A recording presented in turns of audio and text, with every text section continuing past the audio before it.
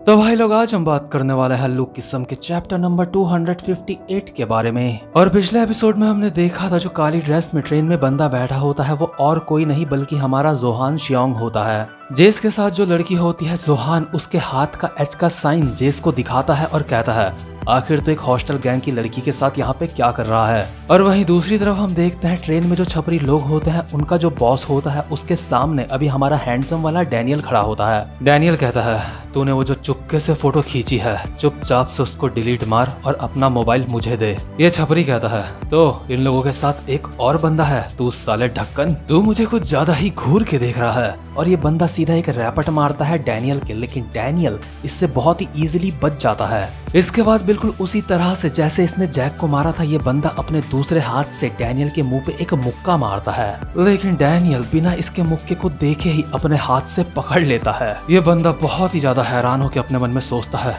क्या मैंने इसको इतनी नजदीक से ये मुक्का मारा और ये इससे बच गया, और ऊपर से ये साला मुझे यहाँ इन लड़कियों के सामने शर्मिंदा महसूस करवा रहा है। ये बंदा गुस्से में डैनियल की तरफ उसको मारने के लिए बढ़ता है और कहता है ठीक है अगर सिर्फ तुझे बचना ही आता है तो इससे बच अब। लेकिन तभी अचानक से जो हमारी क्रिस्टल होती है इस बंदे के मुंह पे एक जबरदस्त सा मुक्का मारती है और ये बंदा सीधा जमीन में गिरता है। क्रिस्टल कहती है प्लीज अभी लोग देख रहे हैं यहाँ पे हंगामा मत मचाओ। और जो क्रिस्टल ने अभी इस बंदे के मुक्का मारा होता है उसका नाम होता है क्रॉक स्क्रू ब्लो। इसके बाद जो ये छपरी होता है गुस्से में उछल के सीधा हमारी क्रिस्टल की तरफ उसको मारने के लिए आता है और कहता है तू कुतिया कहीं की, शायद तुझे अंदाजा नहीं है अब मैं तेरे साथ क्या करने वाला हूँ। क्रिस्टल कहती है तुझे पता है मैं भी यही सोच रही थी कि आखिर मैं तेरी अकड़ कब बाहर निकालूं। और यार क्रिस्टल अभी बहुत ही खतरनाक सा अटैक इस बंदे के ऊपर करती है और ये बंदा बिल्कुल अभी हवा में उड़ रहा होता है। और ऑब्वियसली ये वाला जो अटैक है ना वो क्रिस्टल को हमारे गन ने सिखाया है।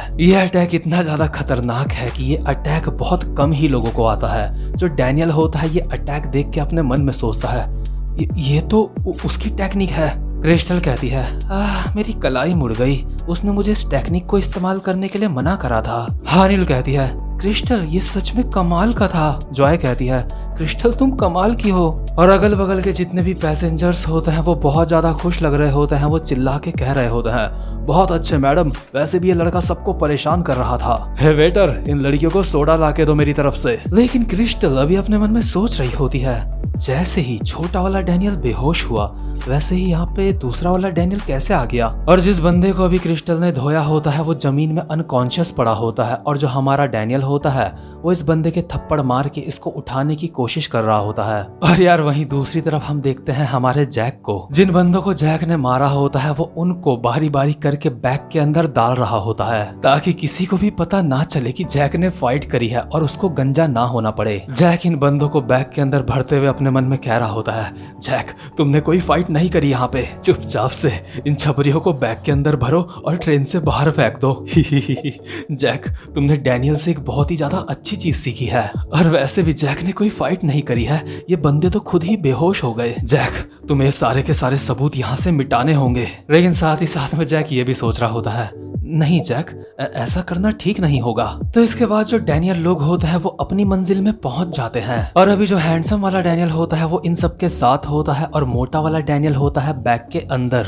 और बहुत ही हैरानी वाली बात होती है कि इन सालों को बिल्कुल भी मतलब ही नहीं कि मोटा वाला डैनियल अब तक तो इनके साथ था, आखिर वो अब कहाँ गया। जॉय कहती है हे डैनियल तुमने हमें बताया क्यों नहीं कि तुम भी ट्रेन में हो। हानिल कहती है और पिगी कहाँ है। डैनियल कहता है अरे मैं तो तुम्हें सरप्राइज देना चाहता था इसलिए मैंने तुम्हें बताया नहीं। और जो डैनियल है उसने कहा है हमें वो आगे मिलेगा, उसे जरा कुछ काम था। हानिल कहती है क्या, लेकिन उसने हमें इस बारे में बताया क्यों नहीं। जैक कहता है हे सीधा हमें सी साइड विला लेके चलो, मैं नहीं चाहता चल चल के मीरा के पैर थक जाएं। जॉय कहती है तो ठीक है लेडीज एंड जेंटलमैन, तो ये हम चले, जे भाई हमारा इंतजार कर रहे होंगे। इसके बाद पीछे से डैनियल की वॉइस ओवर आती है। हम बहुत ज्यादा एक्साइटेड थे लेकिन हमें नहीं पता था आगे क्या मुसीबत आने वाली है। और वहीं दूसरी तरफ हम देखते हैं जो वास्को को जंगल में एक भालू मिला था वो भालू उठा के वास्को को अपनी गुफा में ले आया होता है। एक तरह से इस भालू ने वास्को को जंगल में बचाया होता है। कुछ समय तक वास्को इस भालू के साथ इसकी ही गुफा में रहता है और इसी भालू का दूध पीता है। नहीं मतलब भालू तो मेल हो गया ना, ये फीमेल होती है यानी कि भाली।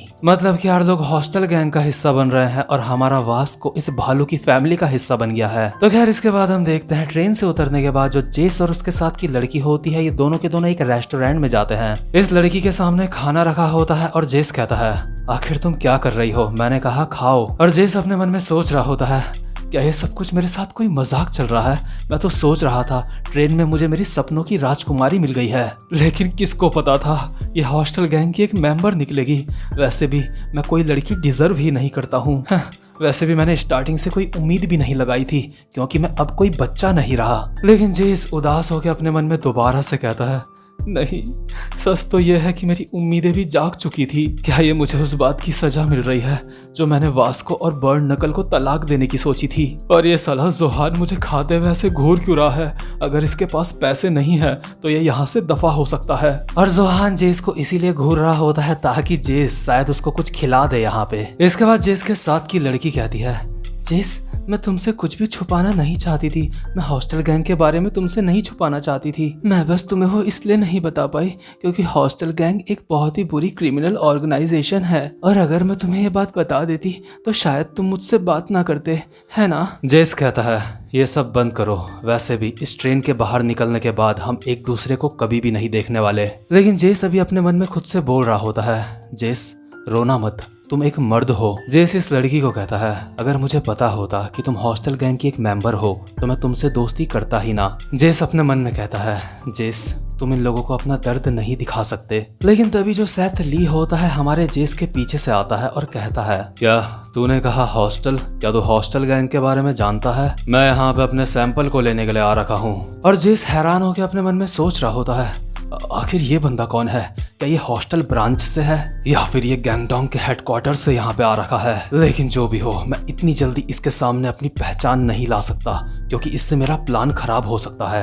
और यार जो सेथ ली होता है अभी हमारे जेस से फाइट करने के लिए पूरी तरह से तैयार होता है क्योंकि उसको ऐसा लगता है कि जेस हॉस्टल गैंग के बारे में कुछ जानता है। लेकिन जो जेस के साथ की लड़की होती है कहीं ना कहीं उसको जेस से अटैचमेंट हो गई होती है, इसलिए वो कहती है, प्लीज ये सब करना बंद करो, और जेस को एक धक्का देती है और सेथ का हाथ पकड़ के यहाँ से उसके साथ जाने लगती है। ये सेथ को कहती है, तुम यहाँ पे मुझे लेने के लिए आए हो, है ना? ये लड़का सच में बहुत ज्यादा ठरकी है, ये मुझे बार बार अपने साथ होटल चलने के लिए कह रहा है। और ऐसा इस लड़की ने इसलिए कहा होता है ताकि जो सेथ है वो इससे फाइट ना करे जेस से। और ये लड़की सेथ को लेके यहाँ से चले जाती है। जेस अपने मन में सोच रहा होता है, क्या ये मेरी मदद कर रही है?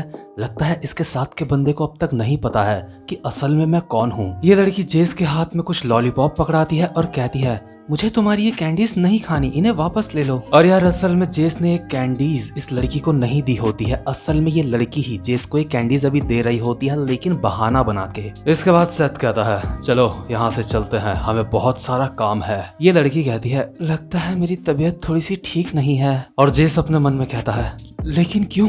तुम मेरी मदद क्यों कर रही हो? तो तुम तो मेरी दुश्मन की गैंग से हो। अरे यार जेस अभी इस लड़की को बचाने की सोच रहा होता है, लेकिन तभी वो अपने मन में कहता है, अरे जेस, आखिर तू ये क्या सोच रहा है? अगर इसको बचाते वक्त तू पकड़ा गया तो सारा का सारा खेल यहीं पे खत्म हो जाएगा, और अगर एक बार मैं इनके हाथ में लग गया तो पूरी बर्न नकल में मेरी जैसा और कोई बंदा नहीं है। अगर मैं बर्न नकल के सारे मेंबर्स का IQ जोड़ भी दूं तो वो 300 से ऊपर नहीं जाता। ऐसे टाइम पे अगर यहाँ पे वास्को होता तो वो यहाँ पे अभी बहुत ज्यादा काम आता मेरे, या फिर कोई और ऐसा जो वास्को की जगह पे अब इस लड़की की मदद कर सकता हो। लेकिन तभी हमारे जेस की नजर पड़ती है हमारे जोहान के ऊपर, जो अभी अपना अंगूठा चूस रहा होता है क्योंकि उसको बहुत ज्यादा भूख लग रही होती है। लेकिन तभी अचानक से जोहान के सामने एक वेटर खाना रख के कहती है, एक्सक्यूज मी सर, वहाँ पे जो जेंटलमैन बैठे हैं ये खाना उनकी तरफ से है। और जेस एक अजीब सी स्माइल के साथ जोहान को हाय बोल रहा होता है। इसके बाद जेस जोहान के पास आता है, लेकिन जो जोहान होता है फटाक से अपना खाना साइड कर लेता है। जोहान को ऐसा लगता है कहीं ये इसका खाना इससे ना छीन ले। लेकिन जेस कहता है, अरे जोहान, मैं तुम्हें पहले हाय नहीं बोल पाया था। वो गॉड डॉग की गैंग के फाइट के बाद आज हम शायद पहली बार मिल रहे हैं, है ना? अरे रिलैक्स हो जाओ जोहान, मैं तुमसे तुम्हारा खाना नहीं लूंगा और मैं तुम्हें खाना दे के कोई एहसान नहीं कर रहा हूँ, ये तो बस एक मामूली सी ट्रीट है मेरी तरफ से।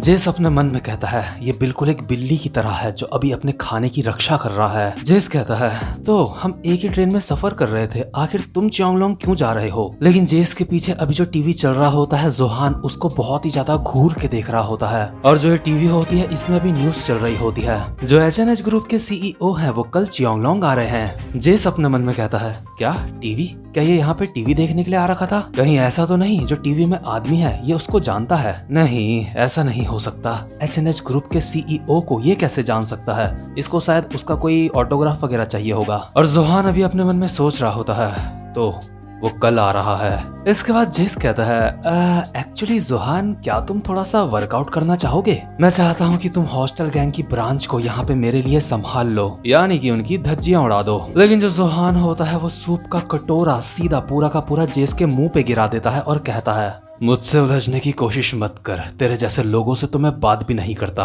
और यार तेरे जैसे लोगों से मतलब होता है जोहान का जिन जैंग जैसे लोगों से, क्योंकि जेस भी जिन जैंग की ही तरह बहुत ज्यादा चालाक होता है, इसलिए जेस भी इसको ऐसा ही लग रहा होता है। तो खैर इसके बाद जोहान यहाँ से खाना खा के जा रहा होता है। जाते जाते जोहान कहता है, ध्यान रखियो, जो मैंने खाना खाया है उसके पैसे जरूर से दे दियो। जेस अपने मन में कहता है, कितना बचकाना इंसान है ये, क्या ये सच में पहले गैंग का लीडर हुआ करता था? और ऑफ कोर्स मैं बिना पैसे दिए यहाँ से ऐसे ही थोड़ी चला जाऊंगा। मैं सच में बेवकूफ था जो ये सोच रहा था कि जोहान पे मेरा तरीका काम आएगा, क्योंकि जोहान जैसा बंदा फ्री में तो मेरी कभी भी मदद नहीं करेगा। अब से मैं किसी से मदद नहीं मांगा करूंगा, मैं खुद ही सारे काम करूंगा। और वैसे भी जो लड़की मेरे साथ बैठी थी वो अपनी मर्जी से हॉस्टल गैंग को ज्वाइन कर रही है। वैसे भी ऐसा तो है नहीं कि उसको हॉस्टल गैंग ने बंदी बना रखा है, इसलिए मुझे उनके बीच में दखल नहीं देना चाहिए। जो मैं कर सकता था मैंने वो सब कुछ कर दिया। चलो छोड़ो, अब मुझे क्या। और अभी जो रेस्टोरेंट की मालकिन होती है वो टीवी देखते देखते कहती है, चलो शुक्र है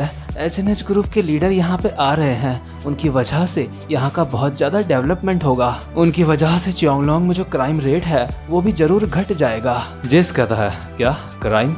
इसका मतलब यहाँ का क्राइम रेट बहुत ज्यादा हाई होगा। इसके बाद ये औरत कहती है, अरे अब मैं क्या कहूँ, आजकल के जो जवान बच्चे हैं वो बिल्कुल आउट ऑफ कंट्रोल हैं। इस इलाके में घर से भागे हुए बच्चों ने अपना एक ग्रुप बनाया है और वो यहाँ हर जगह फैले हुए हैं। जेस अपने मन में कहता है, ये औरत जरूर हॉस्टल ब्रांच की बात कर रही होगी, लेकिन मैं यहाँ पे फाइट करने के लिए नहीं आ रखा हूँ। यहाँ पे मेरा मकसद बस इतना सा होगा कि मुझे यहाँ से ज्यादा इंफॉर्मेशन कलेक्ट करनी है बिना अपनी पहचान रिवील करे। ये औरत कहती है, वो बच्चे इतने ज्यादा चालाक हैं कि पुलिस भी उनको नहीं पकड़ पाती, और हाँ वो लड़कियों का इस्तेमाल करते हैं क्राइम करने के लिए। उन बेचारी लड़कियों को तो इस बात का अंदाजा भी नहीं होता कि उनके साथ क्या हो रहा है। वो लोग उन बेचारी लड़कियों का इस्तेमाल करके उनको छोड़ देते हैं। और जेस को अचानक से उसी लड़की की याद आती है जो उसके साथ में बैठी हुई थी। इस औरत की बात सुन के जेस को बहुत ज्यादा मन कर रहा होता है उस लड़की की मदद करने का। जेस अपने मन में कहता है, जेस कोई भी बेवकूफी भरा काम मत करना, आखिर तुम इतने ज्यादा रोमांटिक कब से हो गए? तो खैर इसके बाद सीन शिफ्ट होता है और हम देखते हैं जो डैनियल लोग होते हैं अभी वो जे के सी साइड विला में पहुंच चुके होते हैं और ये सारे के सारे लोग अभी बीच में मस्ती कर रहे होते हैं। हानिल कहती है, यहाँ की वेव सच में काफी ज्यादा बड़ी है,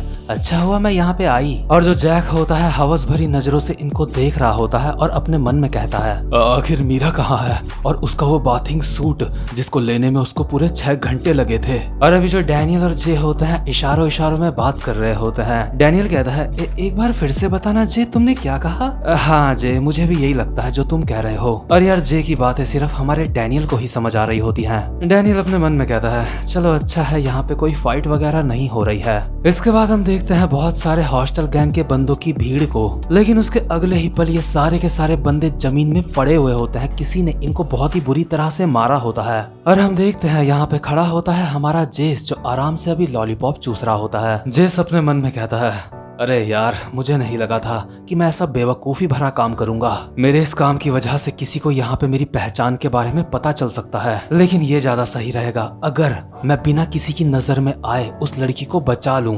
मैं चुपचाप से उस लड़की को अपने साथ लूंगा और हॉस्टल ब्रांच से निकल जाऊंगा। लेकिन तभी हम देखते हैं यहाँ पे जेस के पास बहुत सारे हॉस्टल गैंग के बंदे आ जाते हैं। इनमें से एक कहता है, तो छोटे चूहे तू यहाँ पे है, तू तो वही सेम बंदा है ना जो हॉस्टल गैंग की उस लड़की सैंपल के ऊपर इंटरेस्टेड है और साथ ही साथ में हमें लगता है कि तू हॉस्टल गैंग के बारे में भी काफी कुछ जानता है और तुझे लगता है हम तेरे ऊपर यकीन कर लेंगे अगर तू हमें ये कहेगा कि तू हॉस्टल गैंग की बात नहीं बल्कि तू किसी होटल की बात कर रहा था। तो खैर इससे पहले जेस ने काफी सारे बंदों को तो मारा होता है, लेकिन यहाँ पे अभी बहुत सारे और बंदे आगे होते हैं जो पहले से भी काफी ज्यादा होते हैं। जेस अपने मन में कहता है लगता है मैंने मधुमक्खी के छत्ते में हाथ दे दिया है। ये सारे बंदे कहते हैं अच्छा हुआ हमने हमारी बॉस की बात सुन ली, क्या चैंगलियोंग की दूसरी गैंग ने तुझे यहाँ पे भेजा है? दूसरा बंदा कहता है अरे नहीं ये वो नहीं हो सकता क्योंकि वो लोग हमेशा ग्रुप में घूमते हैं। जेस अपने मन में सोच रहा होता है मैं इन सब का सामना अकेले नहीं कर सकता, अभी यहाँ पे वास्को मेरे साथ होता तो मैं इन सबको हरा सकता था। लेकिन तभी अचानक से सारे के सारे बंदे जेस के ऊपर हमला करने के लिए आगे बढ़ते हैं और इन सब के पास डंडे भी होते हैं। ये कहते हैं चलो मार मार के इस साले की धज्जियां उड़ा देते हैं और इसको अपने बॉस के पास ले चलते हैं। और यार जेस को पता होता है कि जेस इन सबसे बहुत ही ज्यादा गंदी मार खाने वाला है। लेकिन तभी जेस चिल्लाता है जोहान शियोंग मुझे तुम्हारी सारी शर्तें मंजूर हैं। और जेस के बस ये कहने की देर होती है और ये सुन के जो हमारा जोहान होता है अचानक से कहीं से उछल के आता है और सीधा उड़ता हुआ घुटना मारता है उस बंदे के ऊपर जो अभी जेस के हमला करने के लिए आ रहा होता है। अभी जोहान को देख के जो हॉस्टल गैंग के बंदे होते हैं वो भी काफी ज्यादा हैरान हो जाते हैं क्योंकि इन्होंने बिल्कुल भी उम्मीद नहीं करी थी कि अचानक से कोई बंदा ऐसे उड़ता हुआ आ जाएगा और इन्हें मारेगा। अभी जिस बंदे के जोहान ने घुटना मारा होता है वो पूरी तरह से नॉक डाउन हो चुका होता है। जोहान इस बंदे के बाल पकड़ के घसीटते हुए इसे आगे बढ़ रहा होता है और कहता है तो ठीक है मुझे सौदा मंजूर है। इसके बाद हमें पीछे से जेस की वॉइस ओवर आती है। जेस कहता है ये सौदा मेरे और जोहान शियोंग के बीच में है जो कि पूरे 12 घंटे तक वैलिड रहेगा और जब ये खत्म हो जाएगा उसके बाद मुझे वो अमाउंट जोहान को देनी होगी जो उसने मुझे कहा है और इसकी डाउन पेमेंट होगी $1503.40 यानी कि 12 घंटों तक जोहान यहाँ पे जेस की मदद करने वाला है। अभी हम देखते हैं जो जोहान होता है इन बंदों को दीवार में चिपका के मार रहा होता है। ये बंदा इतना ज्यादा कमाल का होता है कि फाइट के बीच में वो हर उस बंदे की स्किल्स यूज करता है जिसके साथ उसने पहले कभी फाइट करी हो। जोहान कहता है क्योंकि हमारी डील ये 12 घंटों तक है इसलिए इसका नाम होगा वन नाइट। और यार इसी के साथ ये वाला एपिसोड भी यहीं पे खत्म हो जाता है। उम्मीद करता हूँ कि आपको आज की वीडियो भी अच्छी लगी हो। तो अगर आप चैनल पे पहली बार आए हो तो चैनल को सब्सक्राइब और वीडियो को लाइक जरूर से कर देना। अब मैं मिलूंगा आपसे अपनी नेक्स्ट वीडियो में, तब तक के लिए गुड बाय।